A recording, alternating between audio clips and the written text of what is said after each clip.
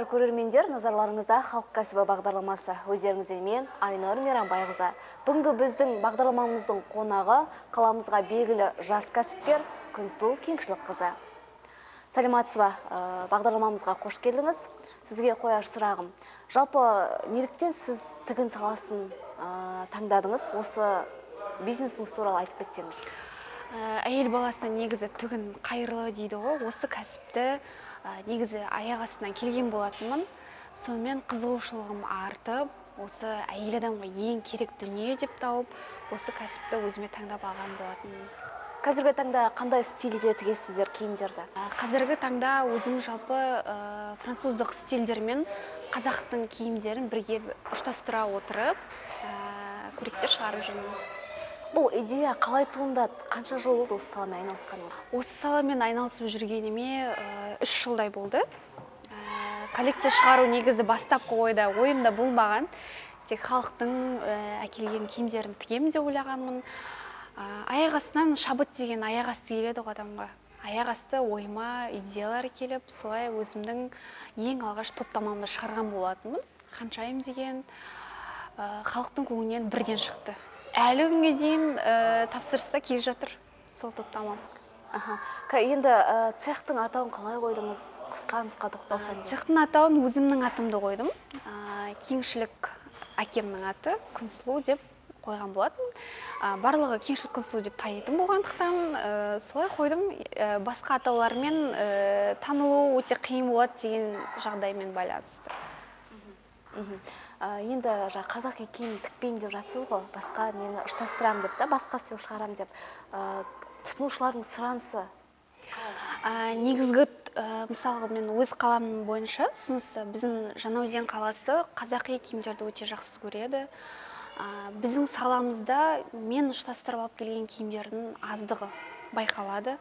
Соны өзімнің қалама алып келу ретінде, халыққа ұсыну ретінде қазіргі таңда өзімнің қаламның тұрғындарының көңілінен шығып жатыр. Енді сұранысқа енді болып жатыр. Көбіне кімдерге арнап тігесіз? Қанша жастағы адамдар келіп бар? Көбіне кәдімгі 18 жастан жоғары қарай, мектеп оқушысынан бастап жоғары қарай кез келген әйелдер қауымы. Жастар қауымының көзқарасы қалай? Жалпы сізге қандай ұсыныстар түседі жастардан? Жастар менің көбіне ұсынатын киімдерімді 25-30-40 арасындағы әйелдер көп тұтынады. Солардың ұсынысы бойынша, жаңағы емізулі аналардың ұсынысы бойынша киімдерді көп шығарамыз. Сол әйелдерге біздің қоғамда негізі киімдер өте аз екен. Солардың ұсынысы бойынша көп шығарамыз емізулі аналарға. Яғни сәбилері бар аналарға да. Енді айтып жатсыз ғой, осындай енді танылып келе жатыр, осындай деп та, жаңағы неңіз, осы киімдеріңіз, сәніңіз. Жалпы бұдан басқа қайда шығарасыз киімдеріңізді? Қазіргі таңда 2018 жылы «Сән мен сахна» деген республикалық фестивальге қатысып келген болатынмын. Сол фестивальдан орын алып, сол «Сән мен сахнаның» басшысымен келісімшартқа отырған болатынмын. Сол жерде менің топтамаларым сатылады Астана қаласында. Қандай топтама шығарып тұрсам да, сол қалаға жіберіп отырамын. Енді бір айда немесе бір аптада сіз қанша табыс табасыз, қанша ұсыныс түседі сізге? Табыс көзін айтпай қояйын. Ұсыныс әр кезде әр түрлі болады. Мысалы, жаңа айттым ғой, шығарған топтамам бірден халықтың көңілінен шықса, тез тапсырыс көзі өте көп болады. Жаңағы тапсырыс аз кездерде болады. Негізі бизнес өзі сондай ғой, бір жоғары, бір төмен деген сияқты да. Әр түрлі бір айда, мысалғы, 20 киім кейде алсақ, оны 20 көйлекті бір аптада алып қалуымыз мүмкін. Ол әр кезде әр түрлі болады. Жалпы цехыңызда қанша адамды жұмыспен қамтып отырсыз? Сосын жалпы енді қай жерде орналасқан? Енді бірі білсе, бірі білмейді қаламызда да? Жаңаөзен қаласының 5-ші шағын ауданының 1-ші томының артында орналасқан. Өзімнің жеке логотипім сонда ілулі тұр, сонысымен көбісі келіп жатады. Біле білсе, біле білмейтін болар. Негізі қазір әлеуметтік желі арқылы көп келеді адамдар. Сол арқылы болғандықтан. Енді қазіргі таңда мен ешқандай жұмысшыны қамтып жатырған жоқпын. Жұмысым өзіме ұнайтын болғандықтан ба, клиентті тұтынушыларды өзім қабылдаймын, киімдерді өзім тігемін. Себебі қазір деген заман тез дамып жатыр ғой. Дамыған сайын бізге де даму керек болады. Әр түрлі күннен күнге техникалар шығып жатыр. Ол техникаларды мен өзім барлығын оқып келгендіктен, оны жұмысшыларыма қайтадан үйрету керек болады маған. Сол себепті өзімнің қолымнан шыққан дүниені халыққа табыстағым. Қалай үлгересіз? Жалғыз өзіңіз мысалға бір аптада 20-15 тапсырыс түскен кезде? Үлгеру әртүрлі. Бұрын енді киімді жай тігетін болсам, қазір енді өзім киімнің қалай тігілу керекін әдістерін білемін ғой, тез-тезден тігу деген сияқты. Кейде қатты шабыт ашылып кетсе, түнімен таңға дейін отырып тігетін кездер болады. Осындай шабыттарды негізі арасында табиғатқа, Маңғыстау бойынша экспедицияларға шығып келіп жүрдім. Соның арқасында ма негізі терең тыныс алып, демалып келген жағдайда сен жұмысқа өте қызу кірісесің. Қанша жыл болды және қалай бастадыңыз осы кәсіпті? Осы кәсіп бастағаныма 3 жылдың көлемінде болып қалды. Негізі кәсіпті аяқ асты бір тігін машинасымен мастер-класс курсына барып қатысқан болатын. Сол жерде өзіме жаңағы теориясы, тігілуі өте жаңағы геометриялық, алгебралық есептерді көп қажет етті негізі. Сондай сабақтар өзіме жақын болған соң ба, қызығушылығым сразу бірден артып, сол аяқтаған кезде ең үздік жаңағы түлектері болған. Сол курсты бітіріп келгеннен кейін 2 айдан кейін өзімнің жеке ательемді ашқан болады. Қандай қиыншылықтар туындады басында ателье ашқанда? Қиыншылық енді айтқандай жаңағыдай бір тігін машинасымен бастағандықтан ішке қандай да құрал жабдықтар өте көп керек болады. Шынымды айтайын, 1 жыл көлемінде сол өзіме қажетті құралдарды алу үшін көп жұмыс жасадым. Жұмыс жасап, ақшаны құрал жабдыққа жіберіп, табыс көзі 1 жыл дегенде болмады десем де болады негізі. 1 жыл дегенде қазіргі таңның өзінде ең қымбат манекенге 3 жыл дегенде қол жеткізіп жатырмын, шынымды айтсам. Енді айтып отырсыз ғой, 1 жыл табыс кірген жоқ деп та. Бизнесмен адам қалай ақшаға қол жеткізеді? Әлде қолдаушы адам да? Сіздің қолдаушыңыз кім болды? Қолдаушым, енді қолдаушым менің достарым, үйімдегі анам десем де болады. Негізі жасайым деген адамға негізі қолдау керек емес деп ойлаймын. Мен шынымды айтайын.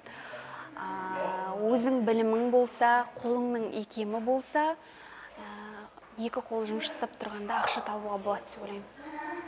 Енді мысалы қазір жастардың көбісі кәсіпкерлік бағытқа кетіп жатыр ғой. Кейбіреулері кәсібін бастауға қорқып жүреді мысалға да. Сондай уақытта қандай кеңес бересіз? Кейбір кәсіпкерлерді бастау үшін көбісі ойлайды жаңағындай. Табыс көрмей қалудан қорқады ол кісілер. Ол кісілердің болашақта идеясы жүзеге аспай қалудан қорқады. Идеяны жаңартып тұруға болады. Әрқашанда жаңа идеялар, адам жұмыстанса, идеялан жұмыстан тұрса, жұмыс алға қарай дами береді. Жаңағы айтады ғой, кәсіпкер 3 жыл табыс көзін көрмейді деп негізі бизнес кітаптарда көп оқып жатамыз ғой. 3 жыл көлемінде кейбір кәсіпкерлер шыдай алмай кәсіптерін жауып тастап жатады. Шыдамдылық, төзімділік керек. Ең бірінші кәсіпті бастау үшін батылдық керек. Соған нақты қадам жасау керек та. Мен осыны жасаймын, мен осыны істеймін деген адамда мақсат болса, ештеңеден қорықпайды деп ойлаймын. Бір сөзіңізде айтып қалдыңыз, кәсіпкерлік кітаптарды оқимын деп. Кімдерді оқисыз? Сосын қандай жаңағы тренингтерге, кімдердің тренингтеріне қатысасыз көбіне? Енді бизнес кітаптардан енді айта кетейін. Қазір өте актуалды болып жатырған Қуаныш Шонбайдың кітаптары. Осынан 2 жыл бұрын ол кісі енді ол кезде қатты атақты емес еді. Сол кісінің кітабын маған бір досым сыйға берген.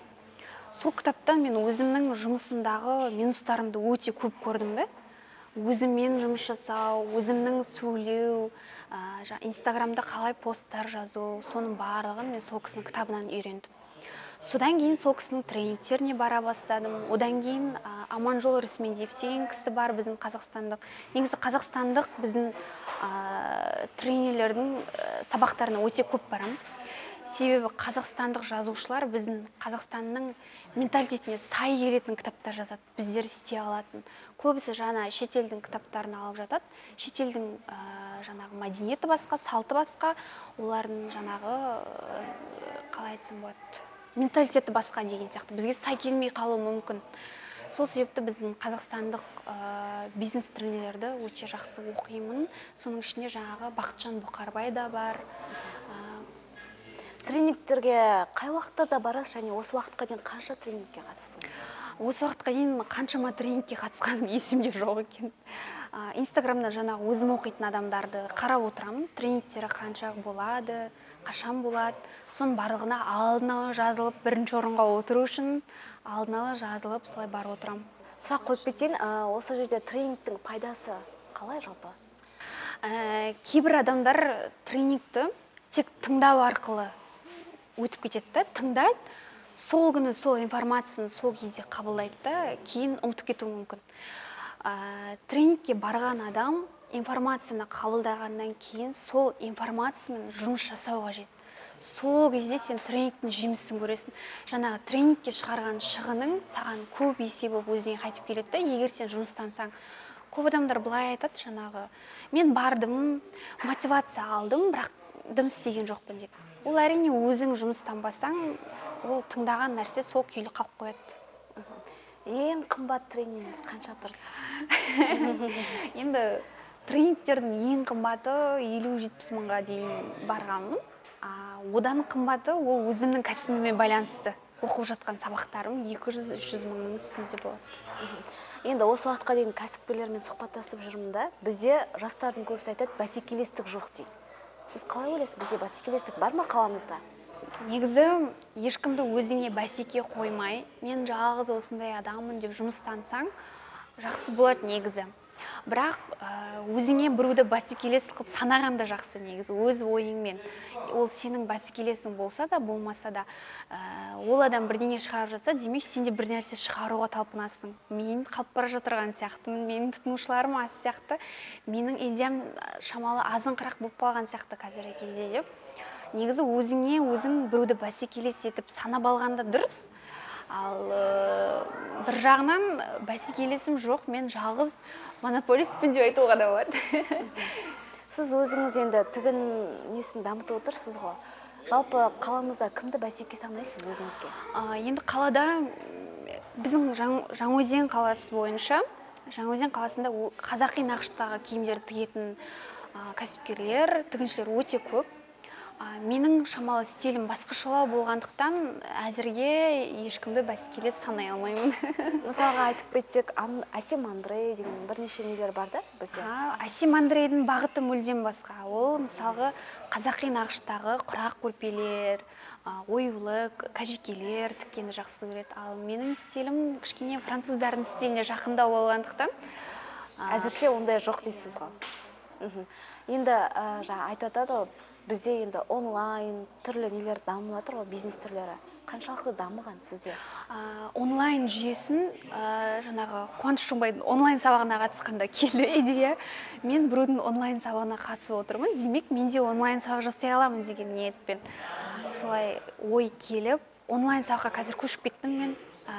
Бұрын өзім барып өткізіп энергиямды көп құртатын едім. Қазір онлайн сабақпен бүкіл Қазақстанның түпкір-түпкірінен өзіме шәкірттер шақыртып отырмын. Онлайнның негізгі пайдасы өте көп. Өзің үшін жеңіл, басқа адамдарға сабақ беру, білім беру де жеңіл болып келеді. Жаңағы айта кетейін, онлайн сабаққа бізде Қазақстан бойынша жалғыз басты аналар, жаңағы баласы көп отбасылар менен өте көп жеңілдік сұрайды. Соның ішінде мен ай сайын ол кісілерге акция өткізіп отырамын. Көп балалы аналарға әрқашанда скидка бар деп өзімнің инстаграм парақшама жариялап отырамын. Жаңаөзен қаласында да ондай сұраныстар болды. Жақын арада жастар орталығымен бірлесіп, Жаңаөзеннің жастарына осы көйлекті пішіп тігуден мастер-класс өткізген болатынмын. Осы тігін кәсібіне қанша жастағы балалар, қыздар, яғни қызығушылық білдіреді? Қазіргі жастар өте мықты ғой. қазіргі 2000-нан төмен 2000 жылғы төмен жастар өте мықты. Олар ойлай білет, олар болашақта не істейтінін білет қазір. Соған орай мектеп оқушылары маған өте көп келеді. Мен болашақта дизайн мамандығына, тігін мамандығына түскім келеді деп, олар қазірден курс алып жатыр. Ертең олар дизайн мамандығына түскенде олар одан да білікті білім маман болып шығады. Олар сондай мектеп жасындағы. Осы қаламызда тұтынушылар арасында не жетіспейді? Айтыңызшы, немесе кәсіпкерлер арасында не жетіспейді? Сіздің ойыңызша? Кәсіпкерлер арасында жаңағы сервис дейді ғой, қызмет көрсетуі. Біздің Жаңаөзен қаласында деп енді барлығын айтпай қойын, кейбір жерлерде қызмет көрсету сапасы төмендеу болғандықтан көп адамдар өзінің кәсібіне болсын, өзіне тұтынатын тұтынушылардан айырылып жатады. Сол жетіспейді деп ойлаймын мен. Неліктен айырылып жатады? Ашып айтып кетіңізші. Енді мен мысалға деп өзімді айта кетейінші, мысал ретінде. Мысалы мен әлеуметтік желімен өзімнің кәсібімді жүргізіп отырған адаммын ғой.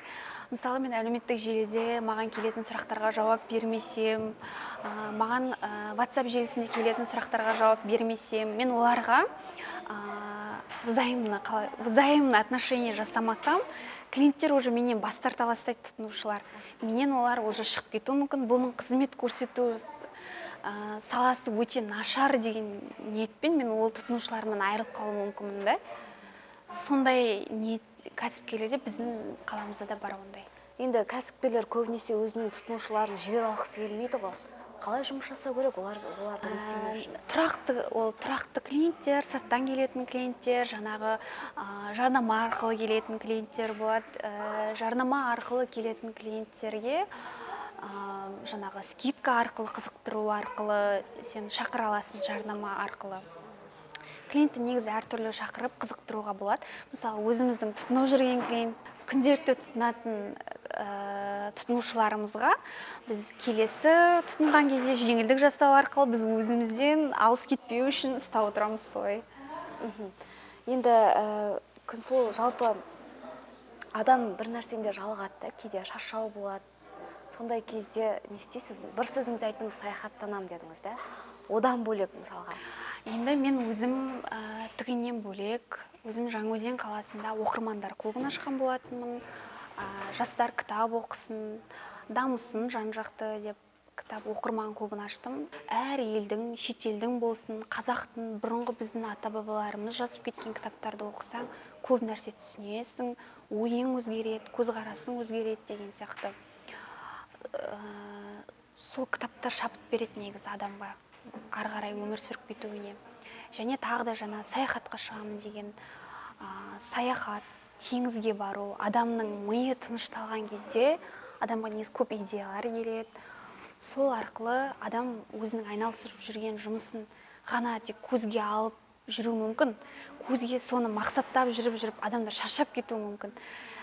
Сол үшін анда-санда өзіңе басқа да нәрселермен айналысуға, өзіңе уақыт бөлуге болады. Сол кезде сен ісіңмен жалықпайсың.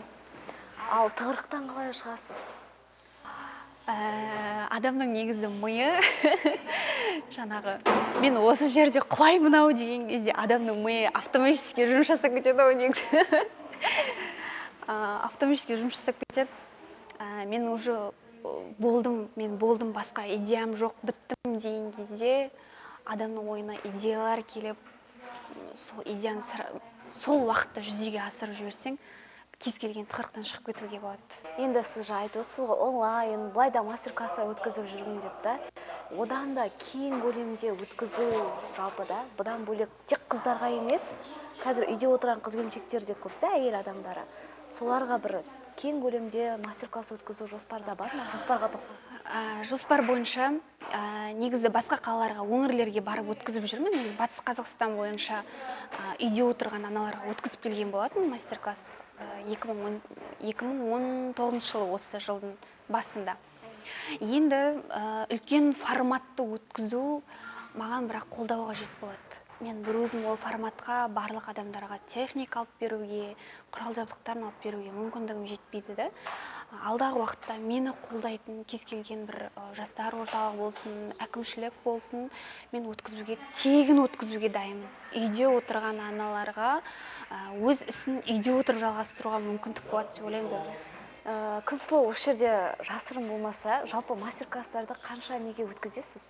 Қаражатын айтып кетсеңіз. Енді құпия болмаса. Халықтың сұранысына байланысты қоям баға.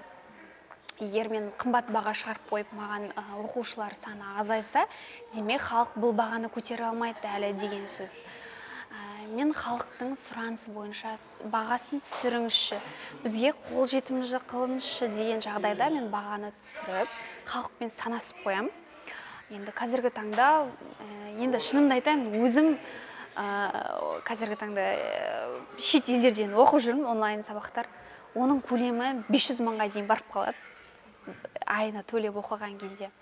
Ал енді мен сонша білімді жинап алып келемін де, арзанға өткізгенге тағы да өзім қиналып қаламын бір жағынан. Бірақ біреуге көмегің тиіп, мысалға менің мастер-классымды оқып кетіп кәсіп ашып жатқан қыздар бар. Солардың жемісін көрген кезде жаңағы жақсы деп өткізіп кетесің кейде. Енді кез келген адамның бойында еріншектік, бір жалқаулық басым болады да. Соны сіз қалай жеңесіз? Еріншектікті ма, ол енді білмеймін қалай. Жұттарда қалай екен. Еріншектік ол кез келген адамның басында болады деп ойлаймын. Өзімде де болады ондай. Егер мысалға артында кәсібі тұрған адам болса, ол еріншектікке бара алмайды. Себебі ол артын ойлайды. Мен қазір осылай жүрсем, жатсам, үйде ештеңе істемей, менің істеп жатқан нәрселердің бәрі қалып қойды ғой. Оны не үшін бастадым деген мақсат болу керек та адамда. Соны ойлаған кезде жаңа ұйықтап жатқан жеріңнен атып тұрасың. Енді сіздің ойыңызша кәсіпкер адам қандай болу керек? Енді мен лидер деп айтады ғой, бизнес көшбасшылық деп та. Кәсіпкер адам халыққа үлгі тұтатын, өзінің кәсібімен бөлісе алатын, болашақ жастарға үлгі көрсете алатындай, мен осы кісіден үлгі аламын, осы кісі сияқты болғым келеді деген адам сияқты болу керек деп ойлаймын. Ол адам, кәсіпкер адам жан-жақты болу керек. Ол жаңағы оған кез келген сұрақ қойғанда, кез келген сұраққа жауап беретіндей, солай ойлаймын. Енді бізде банкротқа ұшырайтын кездер болады ғой, мысалға да. Сондай кезде қалай шығу керек? Ол стресске түсіп кетеді ол адам да, банкротқа түскен кезде. Сол ситуациядан қалай шығу керек? Енді банкротқа келетін болсақ, кез келген кәсіпкердің басында ол 3 жылға дейін болатын деп біз айтып жатады. 3 жылға мен енді жетіп жатырмын. 3 жылдың ішінде мен көтерілдім, түсіп кеттім, орта жолда қалып қойдым, мүлдем жоқ болып кеттім, қайтадан келдім. Солай адамның кәсібі бір орында тұрмайды. Әрқашанда қозғалыста болады. Банкроттықтан шығу үшін әрқашанда тынымсыз еңбек ету керек. Тек жаңа идеяларды алып келіп, сол ашылған кез келген кәсіпті тек дамытуды ғана ойлап отыру керек. Мен болды аштым, өзі жұмыс жасайды деген ол болмайды.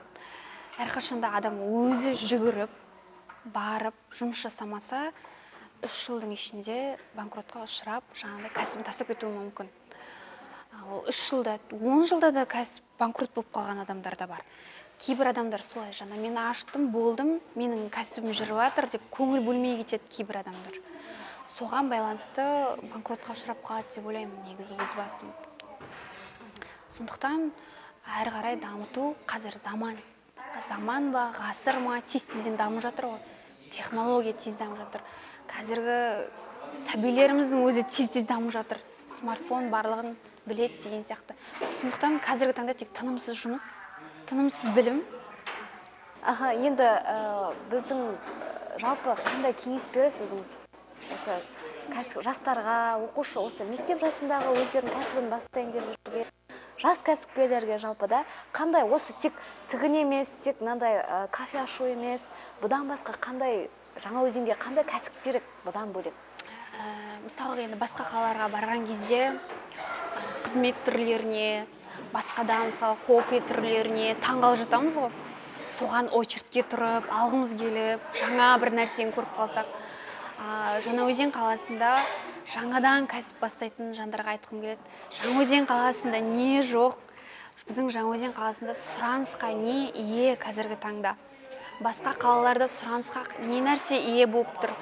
Сол нәрсені осында келіп ашса, ол біздің қаламызда да сұранысқа ие болады деп ойлаймын. Ол көбісі айтып жатады, жаңа біздің менталитетімізге, біздің ой-санамызға келмейді деп. Ол басқа қалада, біздің қазақ өңірінде келген нәрсе, демек біздің қаламызда да келеді деген. Сіздің ойыңызша Жаңаөзенде қандай кәсіп түрі тапшы? Мысалы, бізде тігін көп, тігін цехы көп. Анда кафелер ашылып жатыр, бірақ менің ойымша несі сапасы төмен, қызмет көрсету сапасы да. Бұдан бөлек тағы басқа қандай? Бізде Жаңаөзеннің халқандай ғой, бір нәрсе ашылды ма? Сода жүре береді. Әйтеуір бір күндері жалғады. Соның ассортиментінде жүреді ма? Иә. Қалай айтсам болады екен? Жаңаөзен қаласында жастарға баратын жер өте аз. Кинопарк жақсы бар бізде. Жастар баратын орталық өте аз. Жастар кешкісін қыдырғысы келеді, бір жерге барғысы келеді, сол кезде қайда барарын білмейді. Мен ойлаймын тек сол жастарға, сосын жаңадан өскен сәбилерге көп баратын жерлер өте аз. Жас аналар жүреді, балдарын қайда апарарын білмей. Сол жандарға арнап кішкене бірдеңе ашса екен деймін негізі. Айта кетейік, біздің келген қонақтарымызға арналған бір қызықты айдарымыз бар. Яғни біз бүгін Күнсұлуға жалпы логикалық ойын дамыту туралы сұрақ қоятын боламыз. Қағаздан жасалған қалта, ол не деп ойлайсыз? Қалта. Қағаздан жасалған қалта. Конверт? Дұрыс. Екінші сұрағымды қоя кетейін. Жалпы Қандай сағат тәулігіне 2 рет қана дұрыс жұмыс жасайды? Қандай сағат тәулігіне 2 рет жұмыс жасайды, дұрыс? Білмеймін, жұмыс кезең аяқталған кезде дейді. Бұзылған сағаттар. Солай ма? Осымен біздің бағдарламамыз аяқталды. Біз сіздермен қоштаспаймыз. Келесі жүздескенше.